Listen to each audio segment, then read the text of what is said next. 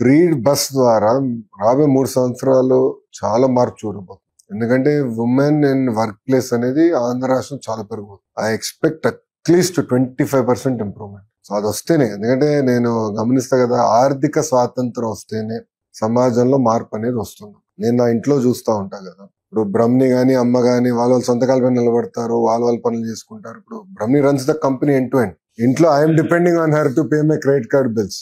ఎందుకంటే నేను గడిచిన 5 సంవత్సరాల్లో కూడా చూసా కదమ్మా, వాడక భాషలో కొన్ని పదాలు ఉంటాయి, నేను కూడా ఎక్కువ మాడుతున్నాం, మీరందరూ కూడా మాడాలి. గాజులు తొడుక్కున్నావా, చీర కట్టుకున్నావా, అమ్మాయిలాగా వ్యవహరించద్దు, అమ్మాయిలాగా ఏడవద్దు అంటారు. అగ్రీడా?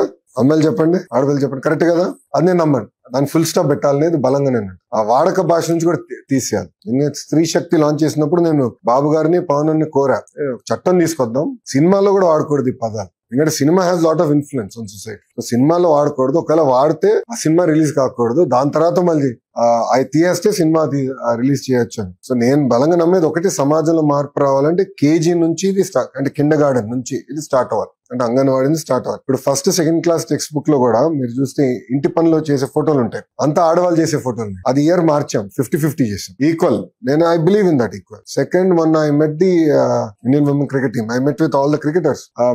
మన అమ్మాయి ఉంది, కడప అమ్మాయి, she's going to play for India this time. So అక్కడ వీఆర్ ఆల్ టాకింగ్. అప్పుడు కెప్టెన్ గారు ఒక మంచి మాట అన్నారు, సార్ మీ బుక్స్ లో స్పోర్ట్స్ సంబంధించి గల ఎంతమంది మహిళల ఫోటోలు నేను అడిగాను. కరెక్టే కదా? లేదు కదా? So I took lot of input. So అట్లా ఏంటంటే, ఒకటి మనం కంపల్సరీ ఇది కేజీ నుంచి పీజీ వరకు మహిళల్ని గౌరవించాలా, అన్నిట్లో సమానం అనేది ఒకటి. రెండోది, మీకు ఎప్పుడైతే ఆర్థిక స్వాతంత్రం అనేది వస్తుందో ఆటోమేటిక్ గా మార్పు అనేది మీరు చూస్తారు. ఎందుకంటే పాదయాత్రలో ప్రత్యేకంగా పెనుగొండ నియోజకవర్గం అనంతపూర్ లో కియా ఫ్యాక్టరీ ఉంటుంది. అక్కడ పాదయాత్ర చేసినప్పుడు చాలా మంది చెల్లెలు నన్ను కలిసారు. అక్కడ ఒక ఆమె చెప్పింది, ఆమెకి సుమారుగా 30 నుంచి 40,000 రూపాయలు జీతం వస్తుంది. దాని ముందర ఏం చేసేవాడు తల్లి అన్న, హౌస్ వైఫ్ అని. ఇప్పుడు ఎలా ఉందంటే ఇల్లంతా నేనే నడిపిస్తున్నాను అన్న, చాలా గర్వంగా చెప్పింది. ఆ మార్పు రావాలి. మీరు మీ సొంత కాలం మీద నిలబడితే ఆటోమేటిక్ గా సొసైటీలో కూడా మార్పు వస్తుంది.